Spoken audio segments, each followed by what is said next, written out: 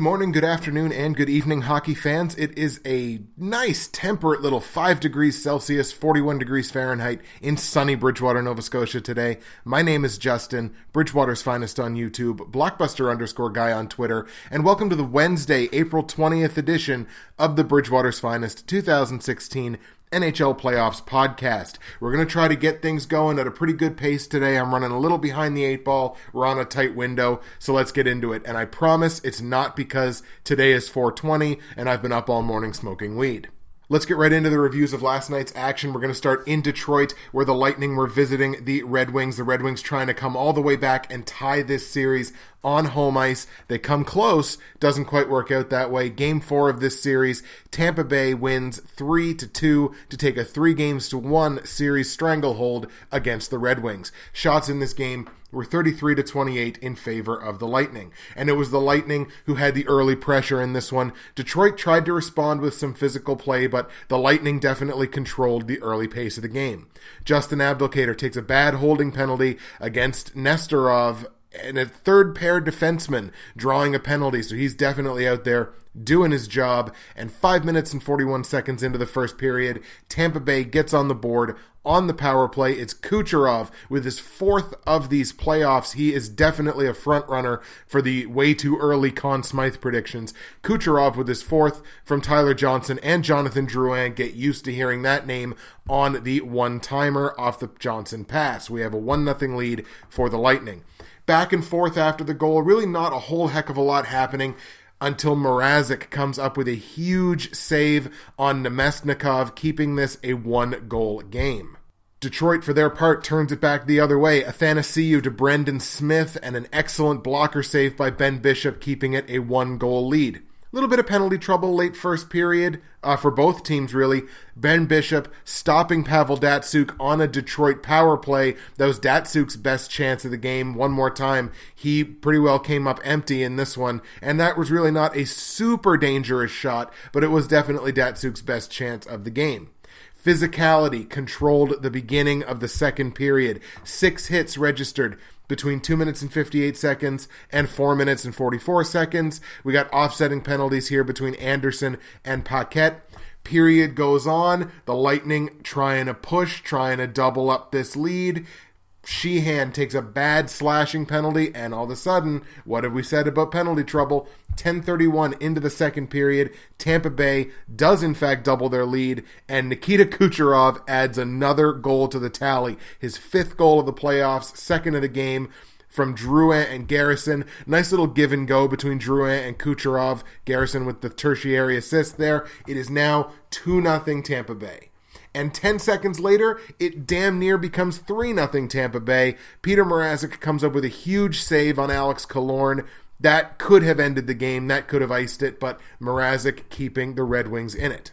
Detroit starts their pushback. Cedric Paquette takes a bad tripping penalty, and just as it expires, 14:53 into the second period, Detroit gets on the board. It's Darren Helm with a weird little bouncing rebound here off the Glendening shot, Smith with the other assist.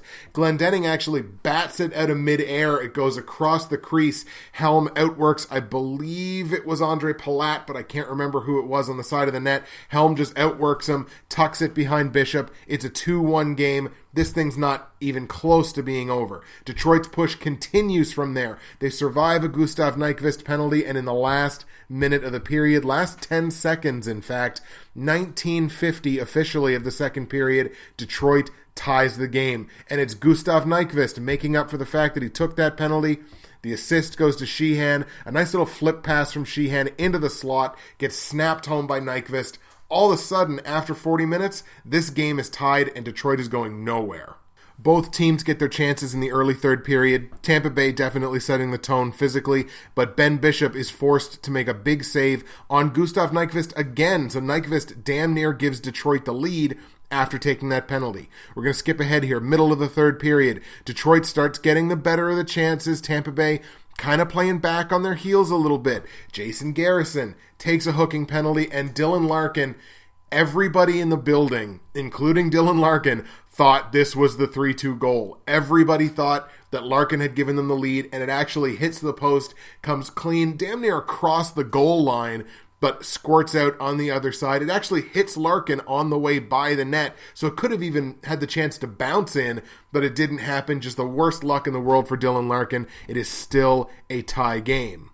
And one more time, penalties really were the driving force behind this game. Eriksson takes a cross-checking penalty against Palat in the late third period. That Tampa Bay power play has been humming all game, and 17:01 into the third, final 3 minutes of the third period. On the power play, Tampa goes up for good, and it's Palat who took the cross-check and then scores the game-winning goal from Jonathan Drouin again. Third assist for Jonathan Drouin in this game. Kucherov draws the other assist. Palat tipping home the pass into the slot from Drouin. It's 3-2 Tampa. And from that point on, Ben Bishop and the Lightning, they make a flurry of saves, a bunch of very key blocks in the last 2 minutes. And this was, in fact, a perfect prediction from yours truly, because if you listen to yesterday's episode, I predicted a 3-2 Tampa Bay victory where they got a lot more shots than they got in Game 3. They win at 3-2. They get almost double the shots that they had in Game 3. So I'll little tip of the hat to myself, I guess, since I'm the only one doing the podcast. That was a perfect prediction from me. The Lightning now have a 3-1 series stranglehold going back to Tampa Bay for Game 5. They got a great chance to ice this thing at home. Let's move on now. Penguins and Rangers finally getting going here. Game 3 of this series. This series tied up at 1 game apiece from the 2 games in Pittsburgh. We're in New York for the first time, and Pittsburgh on road ice with a very convincing 3-1 victory here in Game 3. They take a 2-1 series lead moving forward. Shots, Pittsburgh 31, only 17 for the Rangers. Matt Murray gets the surprising Game 3 start. I mean, surprising to me anyways for Pittsburgh. I didn't really have any indication that he was quite ready to go yet. Marc-Andre Fleury still out. I expected to see Zatkov in this game. I was pretty confident that we weren't going to see Fleury yet, but Matt Murray gets in there, gets his first playoff start. The Rangers come out setting the physical pace early. The Penguins, though, they get the first really good chance of this game. Lundqvist has to come up huge with a save on Dumoulin. The Rangers, though, do pretty well have the better of the play in the early first period, and Matt Murray then has to step up and make a big save on Derek Stepan, who continued in this game to pretty well be the Rangers' best player. You got a pair of mid-period penalties here, one on each side. No damage either way on the 4-on-4. The Rangers appear to open the scoring in this one at 12:56, get the goal, but coach's challenge, and it works out one more time. The Rangers were offside on the play. Honestly, took a little bit of time to get there, but it was, in my opinion, the right call. It was another one of these calls just by millimeters, but to me it was the right call. You got a big scrum at 16:58 of the first period. Pair of roughing penalties get sent out to each side, and Matt Murray forced to make another big save on Derek Stepan again in the last minute of the first period. Stepan co-leading the Rangers along with Keith Yandle with 3 shots in this game. Chris Kreider opens the second period by handing out a nasty boarding penalty, but 39 seconds into the second, the Rangers on the penalty kill. Rick Nash gets sprung on the lead pass. Klein and Mark Stahl get the assists on it. Rick Nash snaps it home behind Matt Murray. Big goal, big celebration in New York, and the Rangers open the scoring, leading this 1-0 shorthanded goal. Trevor Daley later takes a roughing penalty. You're starting to get a little worried here about the penalties, but Pittsburgh once again showing why they were the most aggressive penalty killing team in the league this year. Actually more aggressive on the penalty kill than the Rangers were on the power play. Pittsburgh taking another penalty. Malkin tripping up Derek Brassard. Murray forced to make another big save, this time on Keith Yandle. Middle of the second period, the physicality really picks up here. Both teams looking for that edge. This is still a very close game at just 1-0. Lundqvist now is the one who is forced to make a couple of big stops. First on Letang, then on Kunitz, then on Kessel. These are big guns for Pittsburgh. Lundqvist coming up big on each of those opportunities. Mark Stahl takes a hooking penalty against Hagelin in the last minute of the second period, sends the Penguins to the power play, and before the horn can blow, 19:18 of the second period, Pittsburgh on the power play ties this thing up. It's Crosby with his second of the playoffs, assists from Kessel and Malkin. Kessel basically sends it out front. Crosby's right there at the side of the net to redirect that pass home. It is a tie game heading into the third. And in that third period, the Penguins come out very strong at the beginning. Matt Murray has to make a save on a Brian Boyle wrister, but in transition, 4 minutes and 16 seconds in, Pittsburgh goes ahead for good. It's Matt Cullen. Assists go to Kuhnhackl and Cole. Cullen basically tips the pass to himself. It gets around a couple of Rangers defensemen. Bit of a malfunction at the junction, as Pierre Maguire said. A nice little wrister, 5-hole to beat Henrik Lundqvist. Cullen puts Pittsburgh ahead 2-1. The Rangers, to their credit, do start a little bit of a pushback here, but honestly, it wasn't really a strong one. Rick Nash throwing a couple of hits, one on Fair and one on Trevor Daley, but I mean, watching this, I was just like, for a team that just got scored on twice in the span of 5 minutes of game time, yeah, they're trying, but they're really not putting much of anything together. The Penguins, as a matter of fact, in the second half of the third period, are the team getting the better half of the chances. Rangers desperate, they pull Henrik Lundqvist in the last minute plus of the third, and you know where this is going. 19:47 of the third period, Pittsburgh ices it into the empty net. It's Letang, unassisted, kind of stealing the puck from the Rangers and just tossing it down on a wrist shot, and it does get into the empty net. That's your third goal. That ices it. Pittsburgh beats the Rangers on the Rangers' home ice 3-1 to take a 2-1 series lead. Let's go to Chicago, where St. Louis was in town to take on the Blackhawks. Game 4 of that series, easily the chippiest game of this series. 4-3 is your final score here for the visiting Blues. The Blues now taking a commanding 3-1 series lead, heading back home for Game 5. Shots in this game were 42-20 in favor of Chicago. In previewing this game, I said that we were due to see Chicago's quote-unquote playoff gear, their top gear, their best game. While Chicago had a ridiculous number of shots, this was definitely not their top gear, especially late in the third period, where this game just becomes a Philadelphia-Washington level cluster. Very back and forth, though, in the first period. You got chances at both ends of the ice. There's hits being thrown everywhere. This is going to be an entertaining game, you can just tell. St. Louis doing a little bit better at being physical, certainly with Duncan Keith. Keith was hit 4 times just in the first period, so St. Louis making it a point that they need to focus on Duncan Keith. 14 minutes and 2 seconds into the first period, St. Louis opens the scoring. It's Vladimir Tarasenko, the Tarasenko with his second of the playoffs. Assists go to Lehtera and Schwartz. Basically a nice little wrister right from the faceoff dot. That's where Tarasenko, guys like Tarasenko and guys like Ovechkin, that's where they love that puck, right at the faceoff dot. Boom, Tarasenko wrists it home. It's a 1-0 lead for the Blues. Chicago with 7 shot attempts in the last 2 minutes of the first period, and Brian Elliott forced to come up huge with a big save on Artemi Panarin with literally 1 second left in the period. I believe that would have counted had it gone in, but Elliott with a big save on Panarin.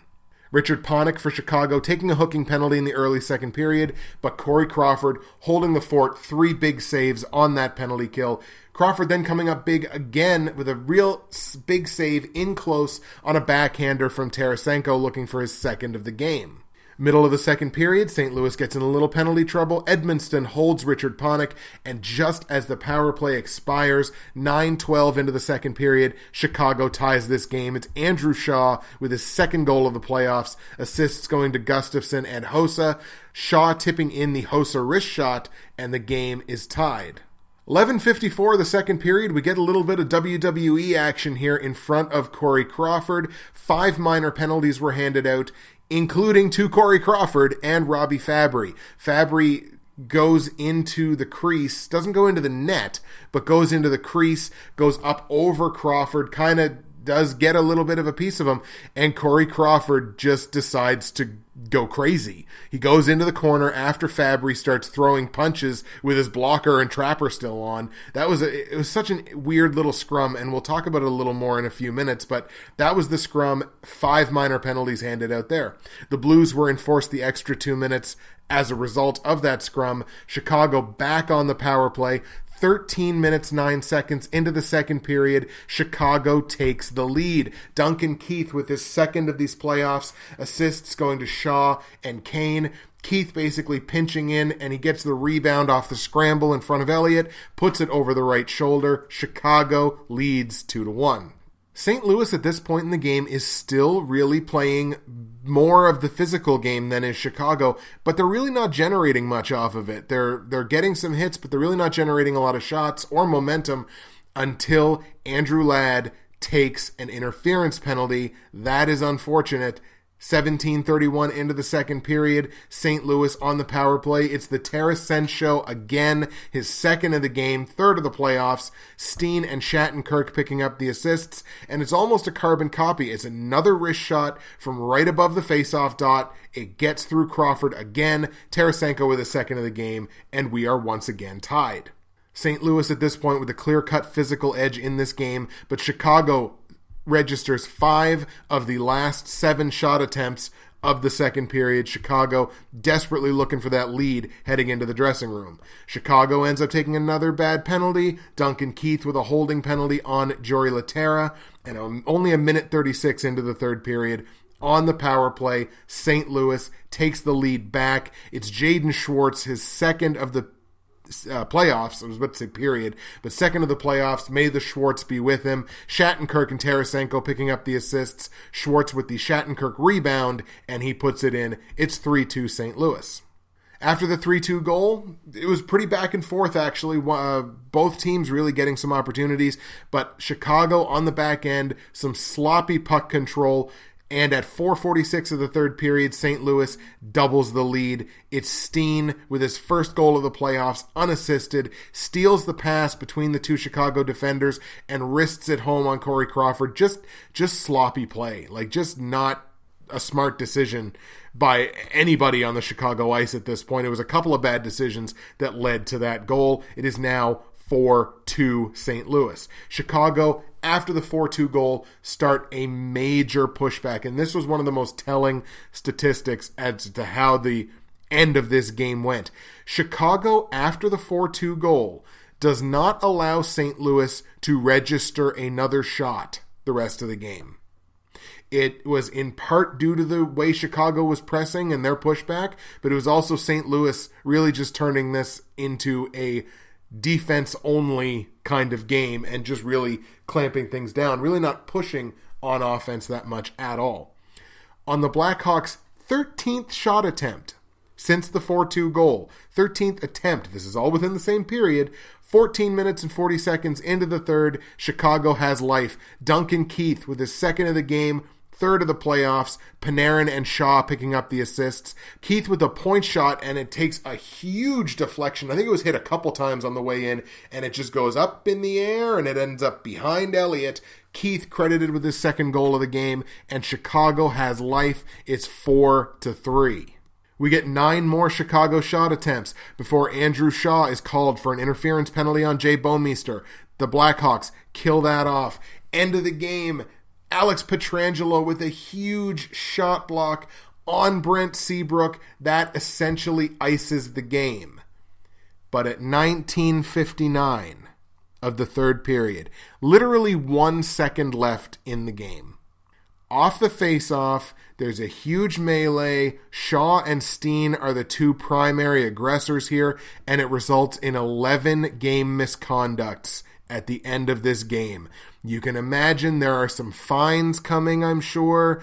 I doubt we'll see any kind of supplementary discipline in terms of suspensions, but Shaw, I would say, is definitely going to get fined. Steen might get fined. 11 game misconducts with 1 second left in the game. It's just kind of like, it's one of those hockey things where it's like one team, they know that there's no point in the final face-off really because they're going to lose. I don't know. I guess it's just one of those hockey things, but I feel like it's one of those incidents that the sport could absolutely do without, especially if they're trying to generate more interest in non-fans. They look at something like that and think like, oh God, really, do I want to watch this? So who knows? But it's one of those things that I think hockey could definitely do without, but I understand why it's there. St. Louis winning Game 4. They take a 3-1 series stranglehold, heading back home for Game 5. And our fourth and final game of the night saw the Anaheim Ducks traveling into Nashville for Game 3 to take on the Predators. They're down 2-0 in this series, but Anaheim with a statement 3-0 victory, the shutout for a surprise goaltender, except if you listened to my show yesterday. Anaheim wins it 3-0. Shots were 27-21 for Nashville. Nashville now leading this series 2-1. As I predicted, if you listened to yesterday's show, I thought there was a real good chance that the Ducks could turn to Frederik Andersen. And that's exactly what they did. They turned to Frederik Andersen. He gets the start for Anaheim. They're looking for a spark. Nashville responds the way they should respond. Everything on net early in the game. Hoping for kind of a bad bounce on a cold goaltender. You get one of those early in the period, you could shake his confidence for the rest of the series. Pekka Rinne and Frederik Andersen are both forced to make excellent saves early in this game. Rinne on Bieksa, Andersen on Wilson. Really excellent saves, and it got the goalies into it early.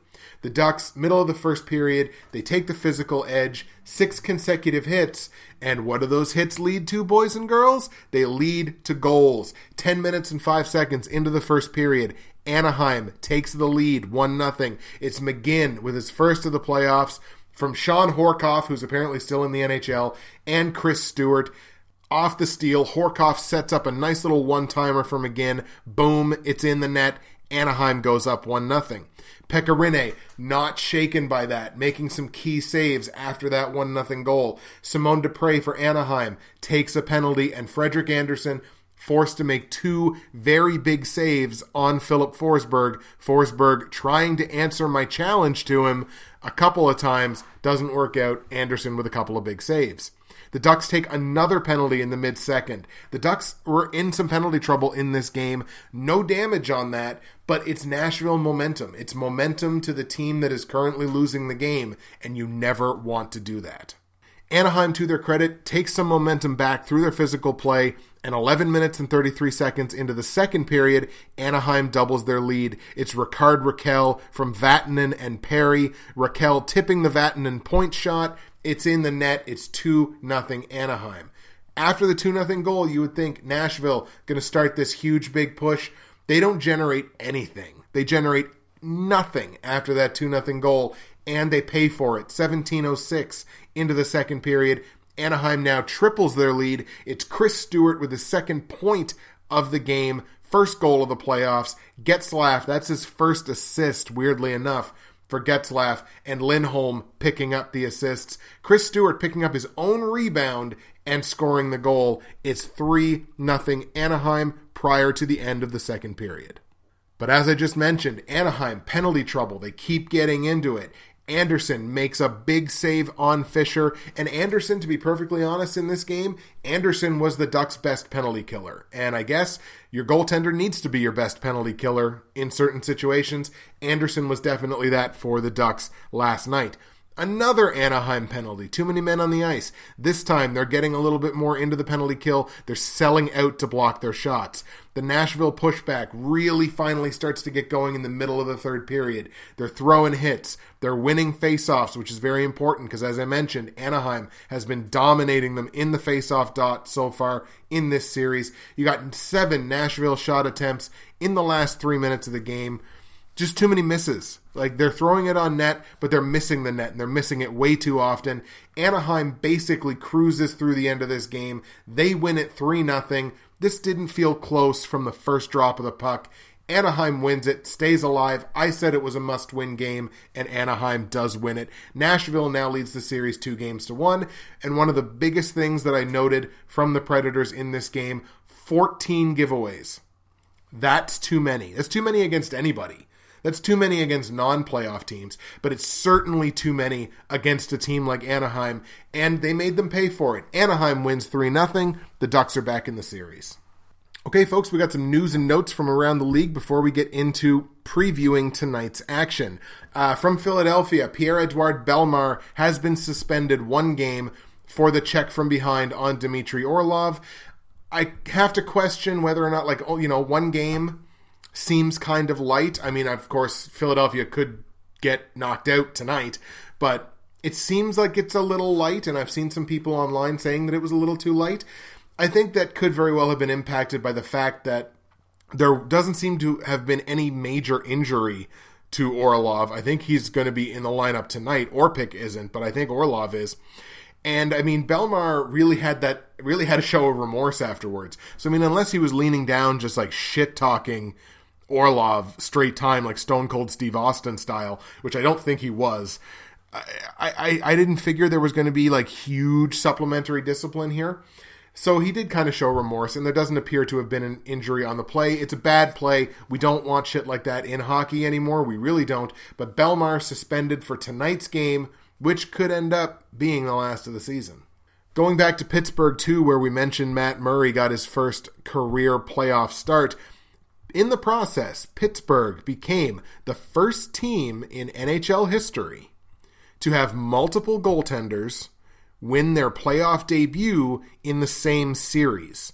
So that's kind of cool. I mean, first Zatkoff and then Matt Murray. Again, a bit of a surprising start for me. I figured it would be Zatkoff, but big ups to Matt Murray. He played very well in that game. He wasn't super tested. He didn't have a ton of shots. There was only 16.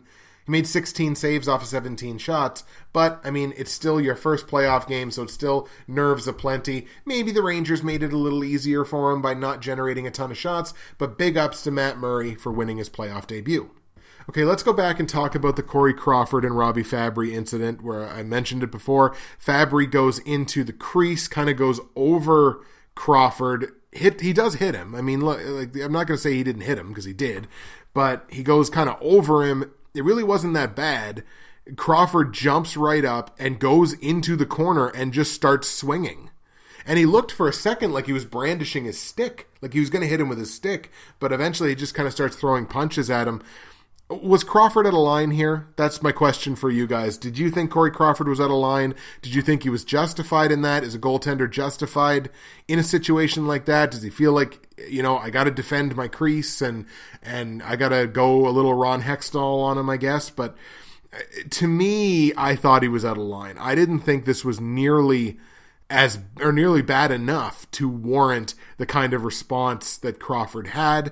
I mean, did something else happen maybe that I didn't see, or that we didn't see, something earlier in the game or earlier in the series, specifically with Robbie Fabry, that caused Crawford to react that way?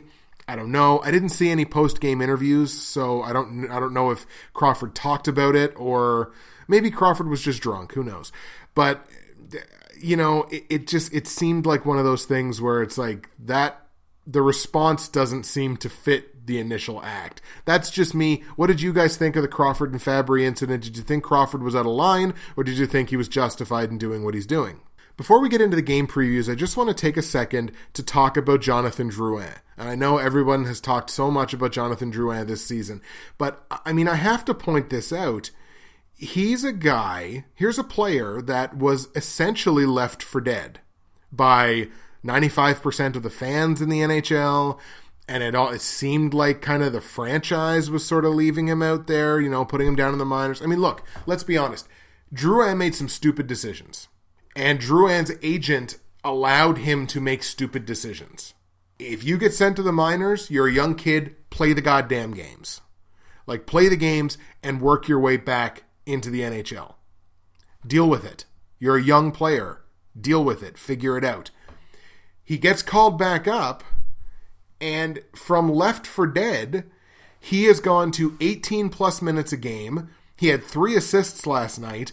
He's now top 10 in playoff scoring. I mean, Game 4 was much closer to what Jonathan Drouin is capable of. This guy is capable of being an elite talent. I watched him for years in Halifax. I know what he's capable of. Now, yes, that's junior, but you can see it. You can see what the guy is capable of. And Game 4 was a lot closer to what Jonathan Drouin is capable of than had been the time previous. So I'm super happy for him. I'm super happy for Jonathan Drouin. What do you guys think? Are you still upset with Jonathan Drouin over the way things went down? Are you happy for how he's performing now? And all things Jonathan Drouin, let me know. Okay, folks, game previews. Let's do this. We got 4 games again on tap tonight. I tell you, these 4 days, they're really killing my sleep. Kicking things off, we have Game 4, as I mentioned earlier, between Washington and Philadelphia. This series, 3-0 Washington. They've got a chance to sweep them tonight. The game begins at 7 p.m. Eastern, available on CBC in Canada and NBCSN in the United States. Your likely goaltending matchup should be Braden Holtby, but I got a little question mark beside him, and we'll talk about that in a second. Versus, we're not sure. It could be Steve Mason still, or the Flyers could turn to Michael Neuwirth. Now, the reason I have a question mark beside Holtby was hit by a teammate in his practice, had a little collision. He's been described as, quote, nicked up, but they do expect him to play. So, outside of a really surprising turn of events, Holtby should be in net for Washington tonight. And as I mentioned, Philadelphia may be ready to turn to Michael Neuwirth. Now, Steve Mason, the numbers don't look good. 4.09 goals against average and an .852 save percentage. The numbers don't look good. And yet, I really can't sit here and say that I think these losses have been Steve Mason's fault. I don't hang these on Steve Mason. I don't think it's been bad goaltending that has caused Philadelphia to be down 3-0 in this series. It's been mediocre everything, and it's more a reflection of how good Washington is than how poorly Philadelphia has played. Because Philadelphia has played, for the most part, it seems like they've played fine, not great, but fine. They've been too undisciplined, the players and the crowd.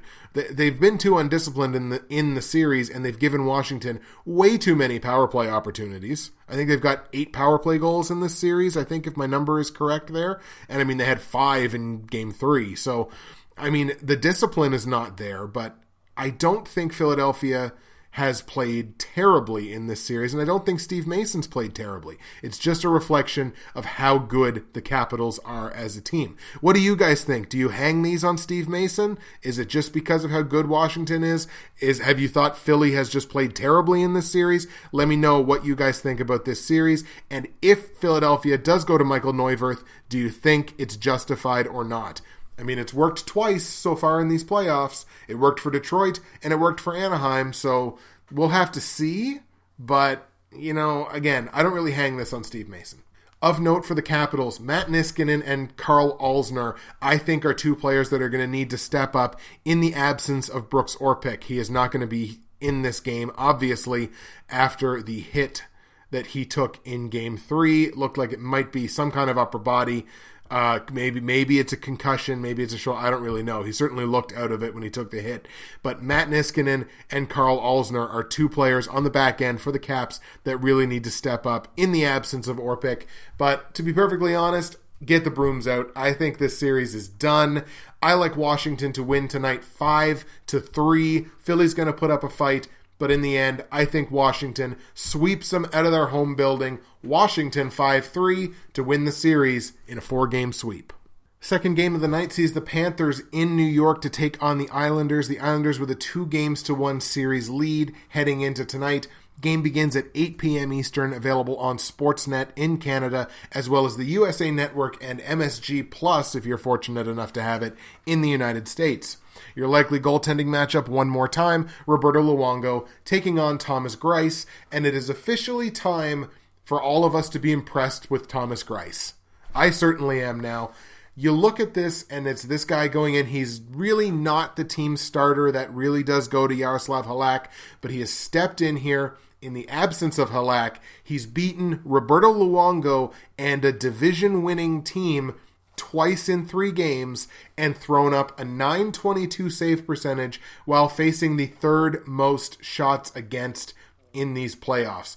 Thomas Greiss has 2 big thumbs up from Bridgewater's Finest because I am super impressed with the way this guy has played. You look at the other end of the ice and you look at Roberto Luongo. Honestly, Luongo's numbers aren't great, but Luongo's numbers are better than he has been in this series.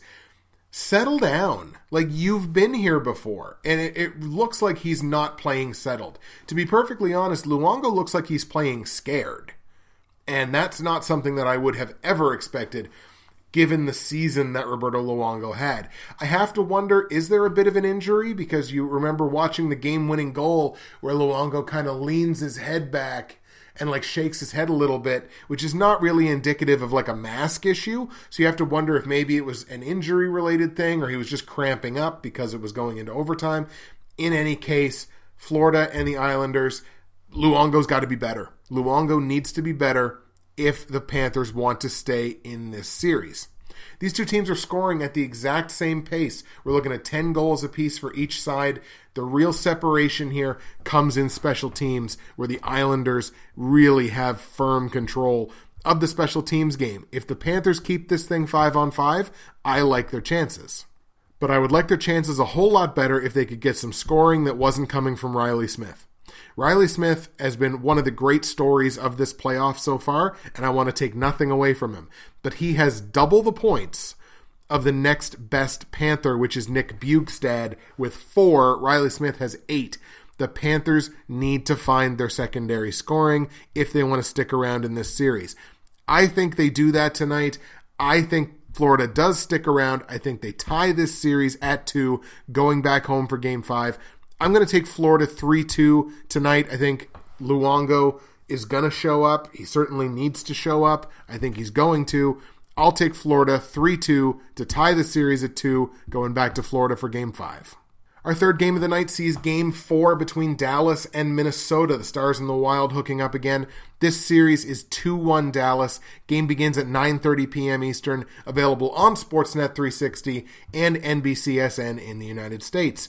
Your likely goaltending matchup, one more time, Kari Lehtonen taking on Devan Dubnyk. That's the likely matchup. I want to talk about the goaltending in this series. The numbers say that Kari Lehtonen has gotten the better of this goaltending matchup. That's, of course, bolstered by that Game 1 shutout where Minnesota had virtually nothing going. The numbers say Lehtonen has played better than Dubnyk. We're talking about Dubnyk, who still at this point has a sub-900 save percentage.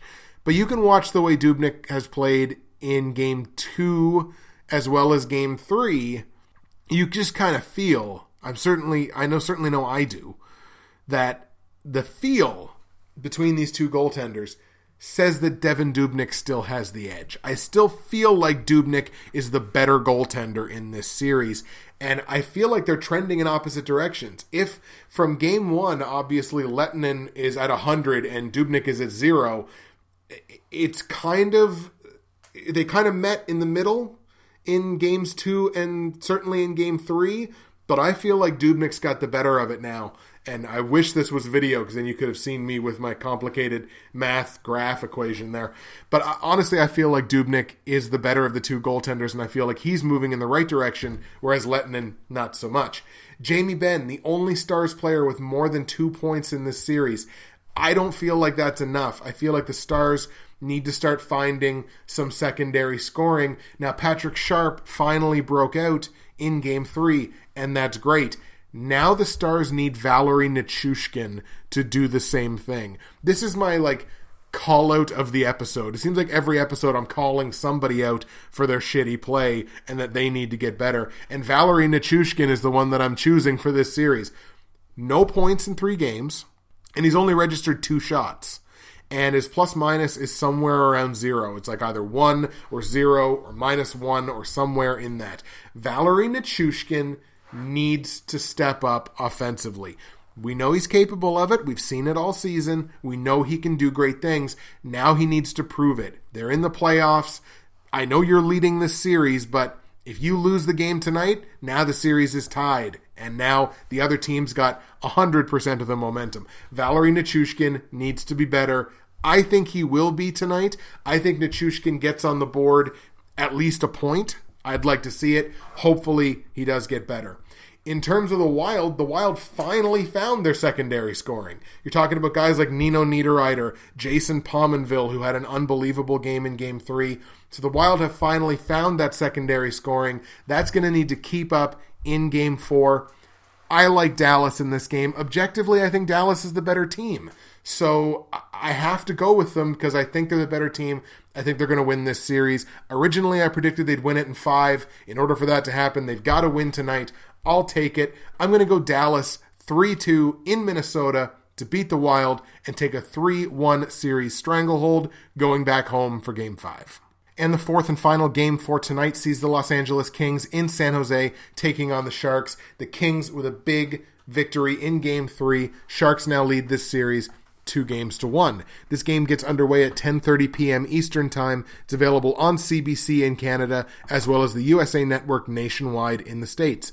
Your goaltending matchup, one more time, Jonathan Quick taking on Martin Jones. And this has been the premier goaltending matchup of these playoffs. If you love goaltending, you better be watching this series because these two are just going shot for shot with each other at certain points. Like, these two guys are just waiting for the other one to blink. And it's the best goaltending outside of Brian Elliott. It's the best goaltending of this playoff so far. I've been so happy with the way that this goaltending matchup has played out. It's a big ups to Martin Jones because obviously so much pressure is on him. Jonathan Quick getting better, doing his thing. You gotta love it.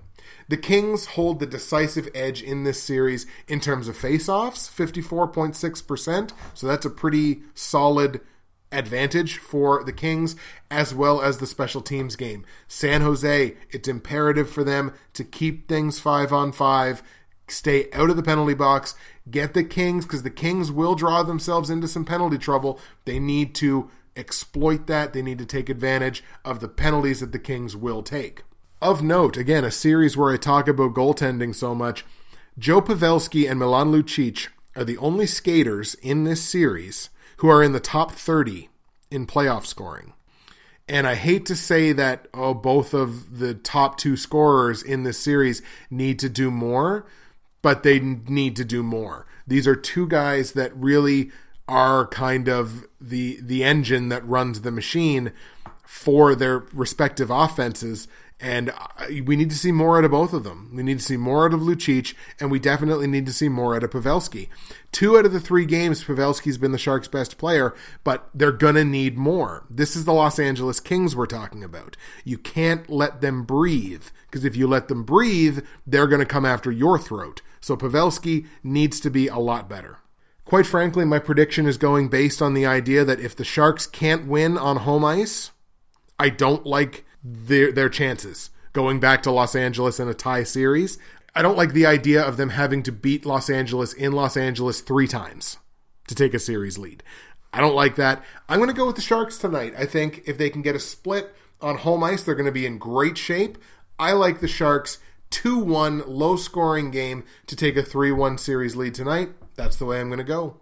All right, folks, that is it for the Wednesday, April 20th edition of the Bridgewater's Finest 2016 NHL Playoffs podcast. I'm going to desperately scramble to get this episode up before I have to go to work. Thank you very much for listening, and thank you very much for all the support.